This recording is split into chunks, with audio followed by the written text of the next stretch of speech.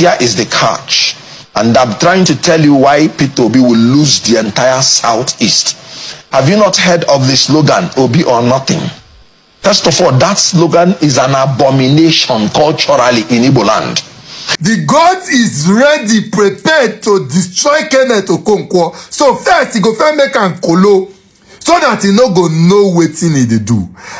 Kenneth Okonkwo is simply an actor. An actor is one who plays any assigned role after a hard. He's playing a script. Is that what you're saying? Clearly. The only difference is that he has changed stage. He was acting in Nollywood. Now he has moved over to the political. Are you being fair to Mr. And those who do not understand Obi will continue to misunderstand him. The other day I saw Kenneth Okonkwo on television raining abuses on Peter Obi. I have had cause to discuss with him privately about last year. I told him, don't do this thing you are doing because you will regret it. He said no way, that he will not work with Peter Obi again. Hello guys, like what is happening? Like what in the name of hatred is this? The rate at which Kenneth Okonkwo shows bitterness for Peter Obi. My people, this one now is call for concern. A lot of Nigerians are now asking Kenneth Okonkwo, why there's so much hate? Kenneth Okonkwo is out again, guys. Don't worry, you know how we do it on this channel. I'll let you see the video bit by bit, but just give me a few seconds. Let me see what I have in my mind. According to Kenneth Okonkwo, he said Peter Obi will not see Chichi for the whole of Southeast, as he knows Shishi. It's like the way Nedwonko get only 3 votes. Now so Peter Obi go get 3 votes. Like seriously? He even went as far to say that people are saying Peter Obi or nothing. He said that is an insult. My people, this one lado. Even the person interviewing Kenneth Okonkwo, Shehu now asked him, why there's so much hate against Peter Obi? In fact, I don't want it to look as if I'm the one just saying blah blah blah blah blah blah shit. No, I will leave the video for you guys to see, and then in the comment section let's interact. Leave your comment. I will reply to every comment there. And if you are meeting me for the first time, you haven't subscribed, subscribe and turn on the notification bell. I bring you good and informative video regularly on this channel. And if you are my returning subscribers, I do not take your support for granted at all. I appreciate you. Now let's see the video, the interview of Kenneth Okonkwo and that of another politician. In fact, this video of today is fully packed. So take your time, sit down and watch to the very end. I'll see you at the end of the video. Let's see the videos together. Someone sent a video to me on Kenneth Okonkwo while he was having an interview with Shehu Okimbaloye within the week, and of course he made a pronouncement on that interview, was trying to convince Shehu that Peter Obi will lose the Southeast in the coming election in 2027. And the person who sent it to me, Kenneth Okonkwo, said I should tell you that I would like to place a bet with you. That he's going to drop 50 million naira and you should drop 30 million naira, that Obi will win clearly the whole of the Southeast. And according to you, if Obi lose the Southeast, like you claim, you go collect in 50 million. And so we have the bet. However, I would like you guys to watch the video. When we come back, I will talk about the video. Please watch. 27. But here is the catch. And I'm trying to tell you why Peter Obi will lose the entire Southeast. Have you not heard of the slogan, Obi or nothing? First of all, that slogan is an abomination culturally in Igbo land. In Igbo land, there is something we call Somadina. Somadina means that I will not be the only person that will thrive. I will not be the only person that will succeed. I will not be the only person that will live. And now, P2B or nothing. Let me take you back to 1979. Dr. Nnamdi Azikiwe ran under a MPP. And Dr. Nnamdi Azikiwe knew that the votes of Ndi Igbo alone will not make him president. Dr. Nnamdi Azikiwe had a brother, Alex Ekweme. He was running under MPN. Dr. Nnamdi Azikiwe was very respectful of him. He did not tell Ekweme to leave MPN. At the end of the day, what happened? MPN won the election, and an Igbo man was vice president.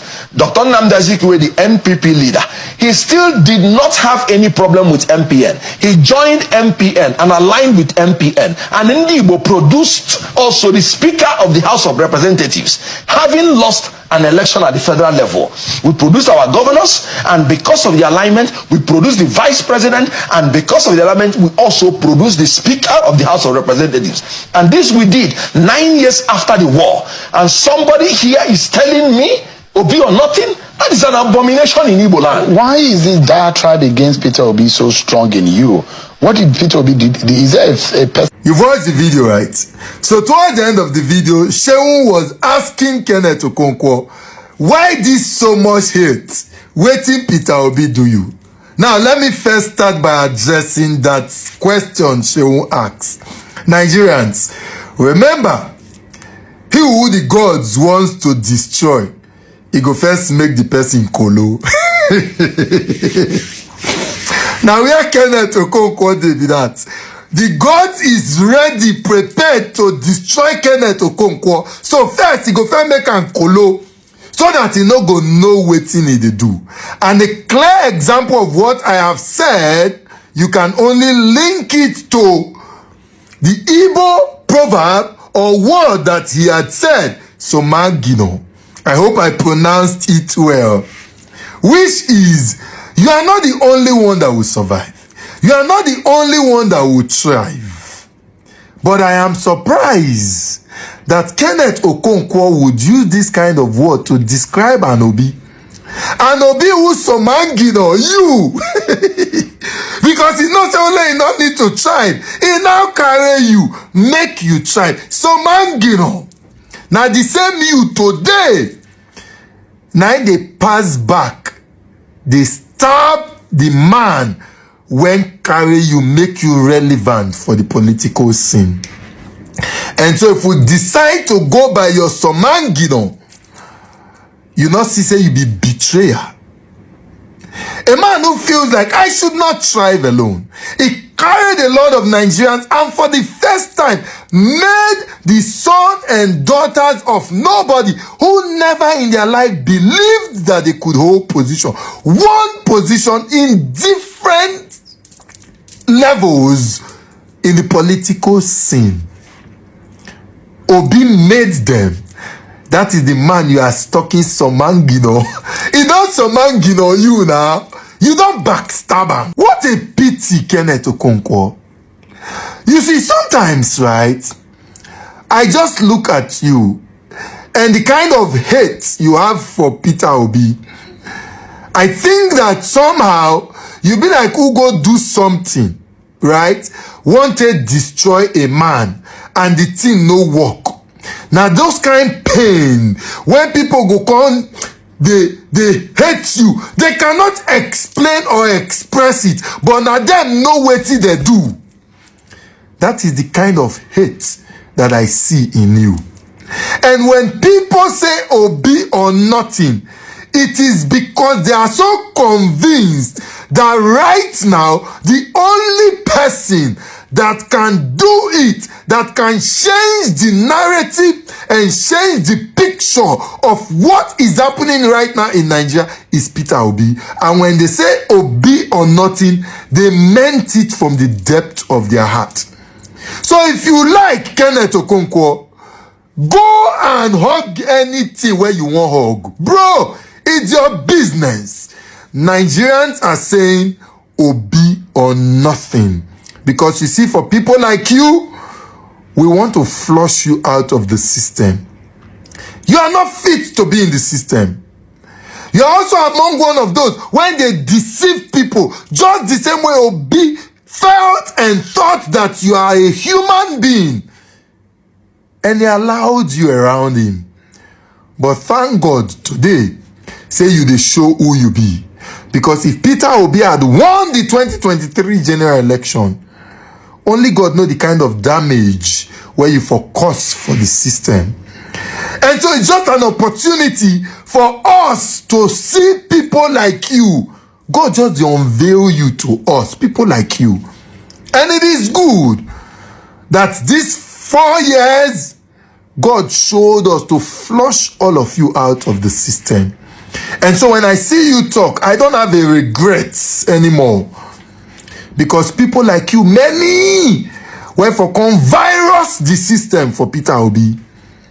But now it is clear that the man who's surmanging on you, you don't backstab him. My guy, now your eye you go sharpen because it be like say it don't dey happen. No worry, Kenneth Okonkwo. Nothing dey happen, nobody go buy. But all of us go enjoy the Nigeria of our dream. That place where you go, wetin they do give you, it go backfire. I bet you. Like I said, someone is placing a bet on you, Kenneth Okonkwo. Let's tag him to this video. The person say go put 50 million. Make Kenneth Okonkwo put 30 million. Say Obi will not lose the Southeast. Obi will not lose election in Nigeria. Not just the Southeast. Kenneth Okonkwo is simply an actor. An actor is one who plays any assigned role after a hard. He's playing a script. Is that what you're saying? Clearly. The only difference is that he has changed stage. He was acting in Nollywood. Now he has moved over to the political. Are you being fair to Mr. Kenneth? A lawyer. He studied He's a law. lawyer. He studied law in between. But he's more, I don't think that he's known for the cases he has taken up in court. He's better known for his role as Andy in Living in Bondage 1993. Are you being fair to And so, Mr. Okonkwo? for any actor, you need to haggle a fee. And once the fee is right, you play your role. So he's not acting out of character. He's acting within. So I don't see the strong views that he has expressed. I told you earlier in my first reply to your initial question that Mr. P2B is somebody that the government of the day does not want to be on the ballot. How do I mean? On April 4, 2025, the highest court in the land, the Supreme Court, gave a landmark judgment which clearly stated that the tenure of Barrister Julius Abure as national chairman of the Labour Party was effectively over.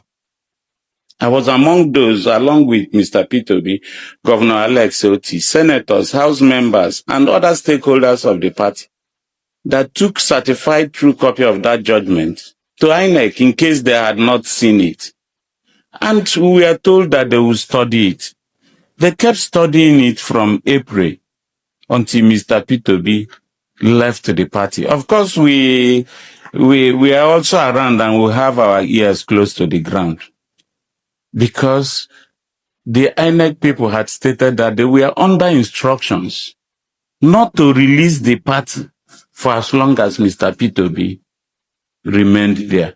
So on December 31st, 2025, almost 8 months afterwards, Mr. P2B, now frustrated with the shenanigans happening with the Labour Party, announced a move to the African Democratic Congress. Guess what? 4 days later, INEC, without any compulsion, issued a statement that the tenure of Julius Abure was effectively over. Why did it take 8 months to come to that conclusion? Then, fast forward to ADC. Remember I said he made an indication in Enugu, I was there too, that we would be joining the African Democratic Congress. All of January, 30 or 31 days, nothing happened. All of February, nothing happened.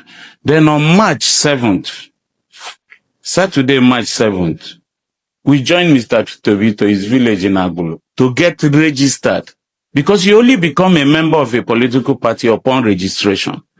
As soon as Mr. P2B registered on the 7th, I registered in my village on the 8th. less than 1 week from that date. The case filed by Nephew Bala on September 12, 2025 was suddenly resurrected and given accelerated hearing. Now my question is, Alhaji Atiku Abubakar, former vice president of our dear country, with all due respect, had registered in the ADC since last year. Why didn't the courts suddenly become, efficient and effective in disposing of the case? But as soon as Mr. P2B registered, I'm speaking to facts. I want people to contradict me. I'd like to know what happened in January, what happened in February, until March 7. And before March 15, the case came up alive. And what we are now told was status quo antebellum, which INEC interpreted to its whims, showing that they were still after one man. In such an environment, it is only a tree in the part of the country I come from that you will tell that you will cut it down and remain standing. Else, the next thing to do is to know how to, in this case, further your political career. And if the space is constricted, then you have to move. But that's not the only reason. You join a political party believing that there are certain irreducible minimums. We also say in our parts that you do not, in a bid to save your mother, push your father to the ground. That's sacrilegious. This is a country made up of diverse ethnic, religious divides. And so it's a give and take. The convention that every political player has come to agree with is the fact that power should rotate between the North and the South. And remember that just about 4 years earlier, Alhaji Atiku Abubakar and his PDP insisted, after 8 years of former President Muhammadu Buhari, for power to still remain in the South, which was the whole essence of the quarrel between now Minister Wike and Alhaji Atiku Abubakar. And we all saw the results. So now that power is in the South, brought about by even people like former Governor Nasiru El-Rufai, who are Northerners. He had to mobilize other Northern governors to insist that power should devolve to the South in keeping with that convention. So why would Atiku Abubakar insist? It's his right, personal right.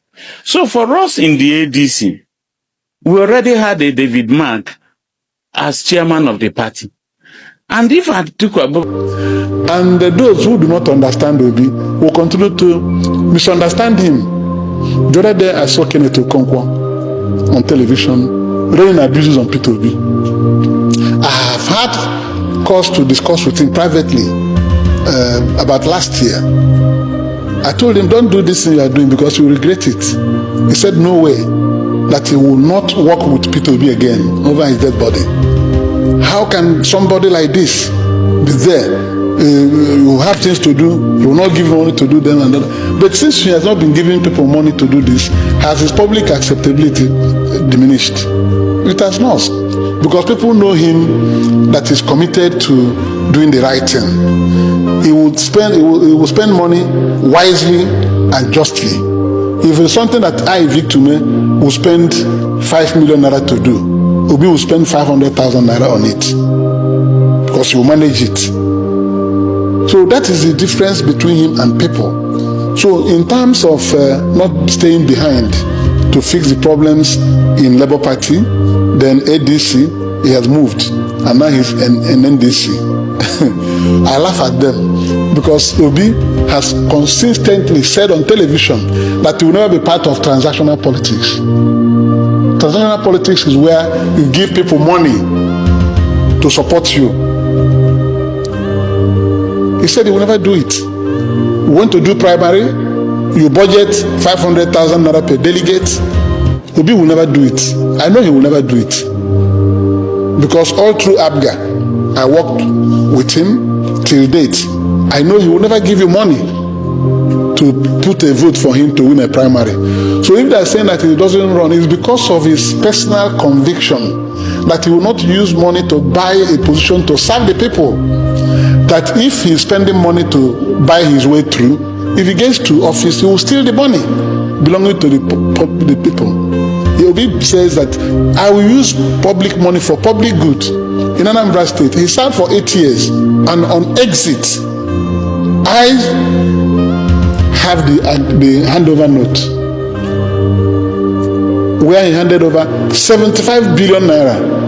75 billion naira. Cash and investments. He had $150 million investment in Diamond Bank. $150 million. Because he believes in saving. As money was coming, he was working, he was saving money. $150 million and then 75 billion naira. If you check all these things, you cannot find it in the record of any politician in Nigeria. Somebody who can serve, and with all the great works he did, with all the cries of people following him for largesse, he refused. He was able to leave such money behind because he was saving for the future of the state. So that is what they don't understand about him. So I always laugh because I know him, and if you go for that, you will not get it. Even if you put a gun on his head to go to primary where they are sharing $5,000 per delegate for him to become presidential candidate of any party, he will never do it. But still he has been able to move through it, navigating his way through. In the Labour Party, it wasn't the same thing. He was able to become candidate of Labour Party. In ABGA, he didn't pay money to people for votes. He was able to become candidate of ABGA 2 times. I was national chairman for those 2 times. I was involved in the process. He didn't pay money. We were convinced about what he wanted to do for the people, and he became candidate. He performed. In Labour Party, he didn't buy his way through in Labour Party. Party Tommy stepped down for him in the convention. The party knew him and knew his mission. He became the presidential candidate, and look at what he did. If I had been president for the past 3 years, with all the money available, you know what I'm talking about, physical discipline. Obi knows how to husband money. I made it abundantly clear. And I can tell you that what makes him condemn excessive borrowing going on in Nigeria today is because he believes we have not managed our resources well. So nobody should be angry with him. And now that they said they ran away from ADC, the style in ADC, we met all of them, because I went to ADC with him. We met the presidential aspirants too, and we know what they told us. And if Obi had remained to go into that mad chase of the ticket with dollars and the rest of them, he will be missing his principle. So we have gone to NDC, and it is working for him again. Dixon, the leader of the party, recognizes his abilities. As these things are happening in Nigeria, Nigerians are now moving to NDC in droves. NDC is the fastest growing party I can imagine in Africa. We joined the party on the 3rd of May. Today, go to their portal. Several millions of people have registered with the party. Before we joined, it wasn't like that. So people have identified Obi's mission. And mind you, those who are joining the party are not the people who are playing any role in the party. The electorate are registering with NDC because Obi is there. People in ADC are now crying, calling Obi names because Obi left. And when he left with almost the conscience of the party. Because what is happening there is not what the public were waiting to see. And he moved, and the people have moved with him. The electorate are waiting, not party members, not even those who go to television to talk. Those who voted for him in 2023 will be eager to vote for him again.